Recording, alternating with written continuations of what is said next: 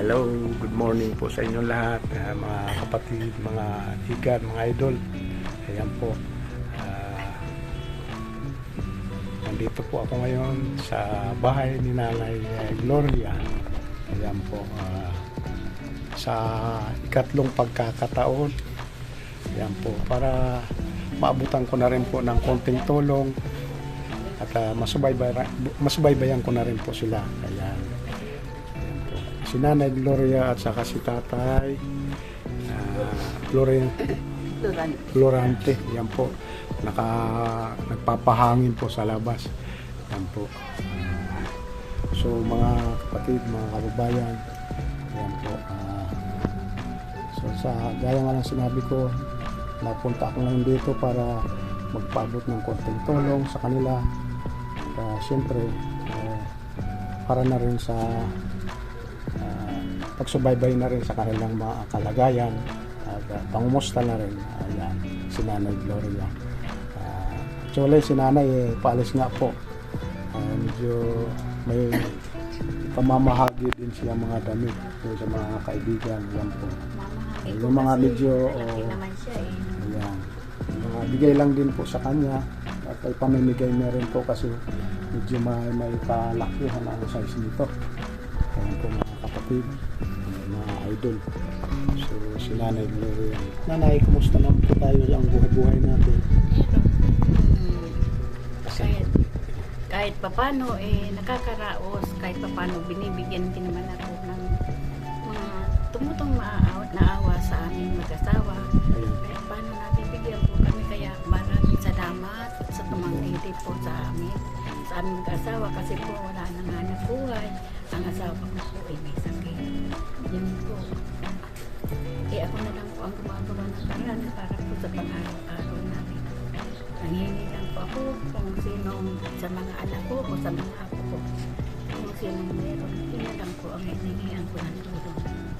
Kaya po yung nawa po sa amin, maraming salamat po. Idin ako po sa Panginoon na sana po ay bigyan pa ng lakas. Bigyan po ng lakas. Kayo po. Para sa laban sa hamon ng buhay na rin.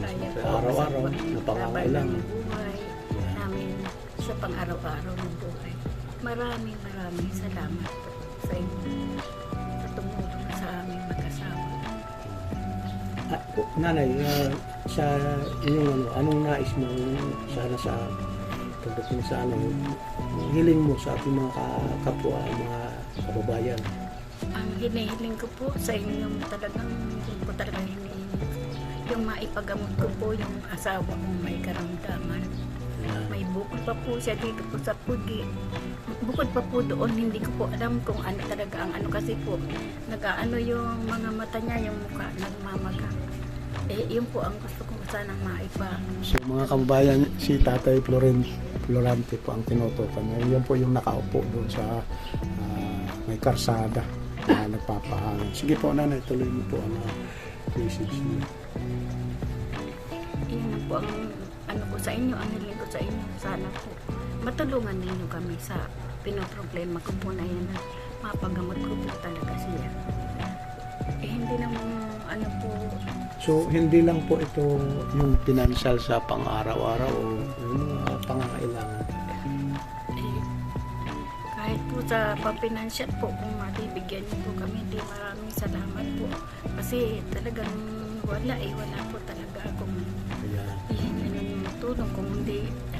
Kaya po nagpapasalamat po kami kay Kuya Romeo kasi kahit papano po natulungan niya po talaga ako. Kaya maraming salamat. Walang ano man po sa aking mga kahit na sa munting tulong na naipaabot ko sa inyo, okay lang po yun. Mga importante malampasan natin yung pangangailangan. Yan po. At belated na rin po, happy birthday kay Nanay Gloria nung 5. Ayan po, yung birthday po, si Nanay. Birthday ko po nung 5, 70 na po ako. Ayan po, si Nanay po ay 70. Nag-birthday po ito nung last September 5. Huwebes po na araw yan. September 5. Ayan. Yan, birthday ko po noon.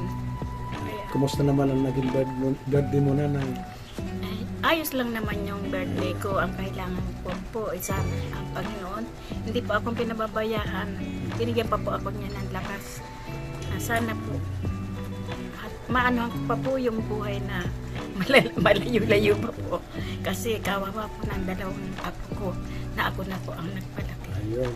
So si nanay, kahit na ganito ang kalagayan ni nanay, mayroon pa rin po siyang kinakalingan dalawang apo, mga kapatid na idol.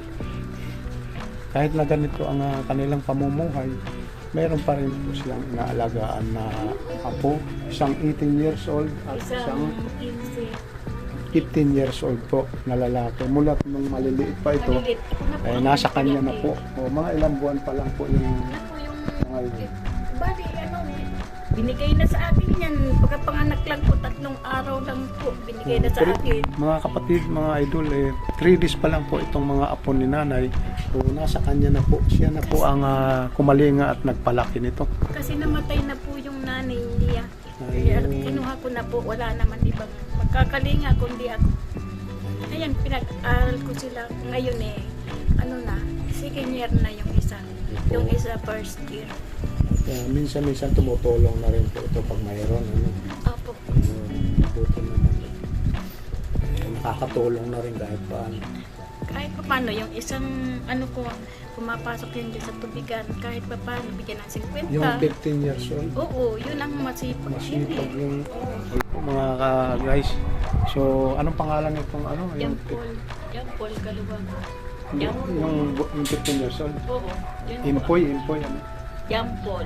Jampol, maraming salamat sa iyong Yun ang kahit pa paano, pagtutulong sa iyong mga lola at lolo at sa iyong kasipagan na rin. Ay pagpatuloy mo lang po yun, yung kasipagan. Ayan po, para pagpalain po tayo ng Panginoon. Yan.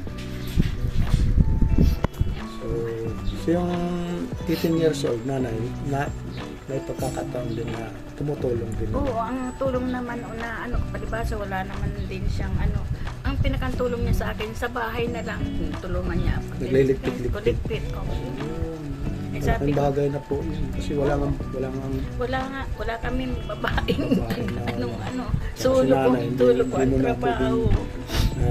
Sinanay pa magliligpit kasi gawa nga namin siya nahihilo. Kilos-kilos. Na rin sa kanyang edad. Sa katandaan ko na rin siguro. Kaya wala na rin. Pagka tumayo siya, kailangan alalayan. Alalayan. Oo. Alalayan. Kasi baka mabuwal. Nagpaalam sa akin kaninang umaga, samahan mo ako. Iikot siya doon sa mga anak. Kaso ng mga anak naman tulog pa. Di bumalik na uli kami. Napapasama siya sa mga kailangan anak. pa rin talaga pag lumalabas si tatay, susubaybayan din. Oo, susubay. Kinalalagyan niya. Oo. Baka mamaya bigla na lang mabuwal. Ayun. Pumalo ang ulo. Yun ang... Kaya sabi ko, sige, iniwanan ko yung labahin ko. Sinamahan ko sa Ayan. Kaya sabi ko, kayo sa gusto kong mag-ikot doon sa mga anak niya. Sabi ko, sige, sinamahan ko. Mga tulog pa. Dinayaan ko na. Kung nakako, may bintang tayo. So, nanay, anong pinangangambahan mo minsan sa iyong pamilya? May mga pagkakataon na, siyempre, napakakamba natin. Nangangambahan ko po yung mga ospital kasi po wala talaga. Yung mga ospital po yung asawa ko. Pero talaga, wala talaga. Wala akong pagkukuhanan. Kaya sabi nga ng isang concert yung kagabi, naisamahan na kita. Sabi ko, wag na gabing-gabi na bukas may trabaho ka pa. Alas 10 na po yun, naayan niya. So ano itong mga nararamdaman ni tatay minsan? Ang nararamdaman niya, madalas mahilo yan. Tapos para siya nangangapang ganyan. Para siya bang mabubul ba? Sabi ko, wag ka na kasing magtayo-tayo dyan. Pero baka mamaya, bumaldong ka pa. Di natin problema ko ka. Pwede po urinola na pag-iihis siya. Ayun, meron. Pinag-ano ko siya ng yung pulang dyan, pagka-ii. Para hindi na siya tatay. Doon na lang siya pwede. Kaya sabi ko, baka mabuli. Ayun lang. Para maiwasan na rin yung buwal, Oh, madisgrasya siya. madisgrasya. Ano, Kasi ang ano niyan, talagang ulo, baka mamaya ako pumalo yung ulo sa yung mga kapatid, mga idol. So si nanay na lang po talaga ang nagsisilbing umaalalay. Saka yung dalawang apo dito kay Tatay Florante kasi talagang hiluhin na rin po talaga ito. So ano naman ang pwede mong ma-share kay Tatay Florante sa kanya? Sana makinig na rin si Tatay para sa kaligtasan na rin ng inaano ko Kaligtasan po, niya. yung kaligtasan niya po, ang gusto ko sana talagang mayan siya. Ayaw ko na pa siyang magpunta kung saan. Pero hindi naman na umaano. Kailangan talagang, subaybay ko na talaga siya. Kaya sabi ko, mas the best kung dyan na lang, dito na lang siya. sabi ko, talo pa sa akin ang may alagang maliit, diba? Kasi talagang alagain na. So, good luck sa iyo, Nanay Gloria, sa iyong pag-aalala na rin sa iyong asawa at sana bigyan ka pa rin ng lakas at para na rin sa iyong sarili. Inaan ko sana habaan pa ang lakas ko para matulungan ko yung mga apo ko pati yung asawa ko. Dahil wala naman talagang ibang tutulong kundi sarili ko. Yung mga anak ko man, mabigyan man ako, kulang pa sa kanila pero kahit pa paano, inaabutan pa rin ako. Kasi lalo na ngayon, wala naman. Ang trabaho nila ngayon, minsan 2 araw na lang kasi nagtag-ulan. Sa mga anak mo, Hindi ko din naman masabing, bigyan mo ako ng ganyan. Hindi. may mga isip naman sila. Oo. Pusa na lang. Kung mayroon Pusa ka na lang. lang. Oo. Kung mayroon ibigay sa akin, malaking pasalamat ko. Pero hindi naman ako nang hihingi talaga ng Kung mayroong iabot, yun na salamat. po ang pinasasalamatan ko. So, yun po ang message ni Nanay Gloria, mga kapatid. Sana sa mga nakapanood o nakasubaybay nitong aking video, sana nagustuhan nyo at palain po tayo ng Panginoon na sana tuloy-tuloy pa rin po ang aking pagtulong sa ating mga kababayan dyan kahit nasa maliit ang maibig paabot ko sa kanila at kumusta naman nanay yung mga pinaabot ko sa yung mga konting tulong. Ay naku, yun pa, malaking pasalamat ko po yan sa inyo dahil yun po ang talagang nakakabigay din sa akin kasi yun po ang pinag-aano kong tulong ninyo. Maraming salamat po sa tulong ninyo dahil hindi ko na po yan ituutangin o hihiramin sa ibang tao. Okay. Kasi yun na nga ang tulong sa akin, yun na lang ang unti-unti, kalahating kilo yan sa akin. Parang pagkakasahin na lang. Napagkakasahin ko na po. Kasi pag Minsan ibigay mo sa akin. dating ng kinabukasan na mga kapatid, mga igan, idol, siyempre panibagong araw na naman, panibagong gastos. Maraming gasto. Yun po ang isa sa pinag-aalala ni Nanay Gloria. Pagdating ng mga pangangailangan nila, talagang nag-aalala siya kung saan siya kukuha. Kung saan ako kukuha, wala naman akong. So isa rin sa pinatatakutan ni Nanay Gloria o pinangangambahan ng kanyang pamilya. Maraming salamat po sa magandang loob na binibigay sa akin. So yan po mga kapatid, mga kabayan, ipagkakalog ko kay Nanay Gloria ang munting biyaya.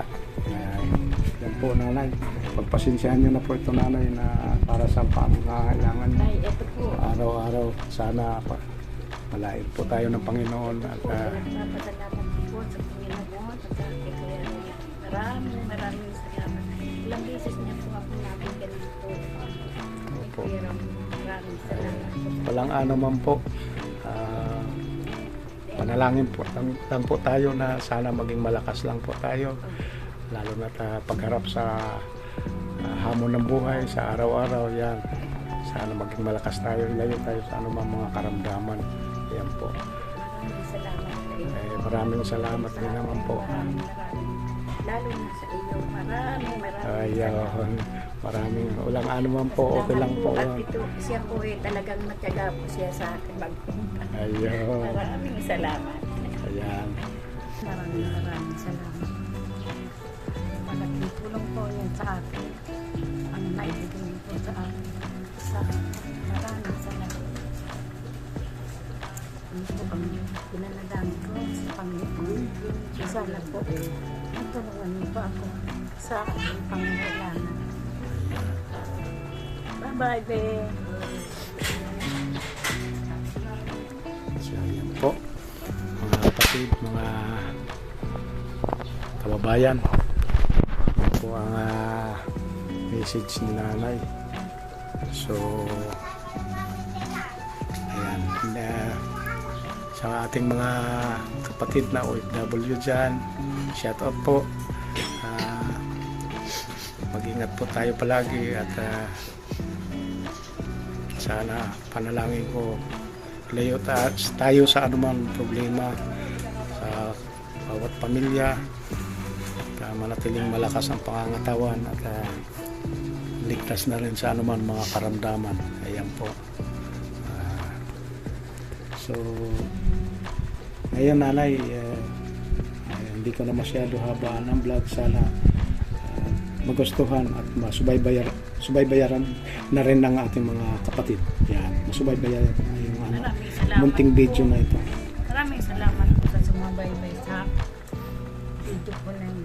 Maraming salamat. Ayan. Ito po ang ni nanay message. So, maraming salamat na rin po sa kung bago ka lang po sa aking channel guys. Please subscribe na rin po sa Kuya Romeo Vlog. Ayan. Sa aking Facebook page sa yan po. Ganon din po ang aking notification na bell para maging updated po tayo sa aking mga susunod na videos. Yan po, maraming salamat po sa inyo at mag-ingat po tayo. God bless po. Love you guys. See you next. Thank you.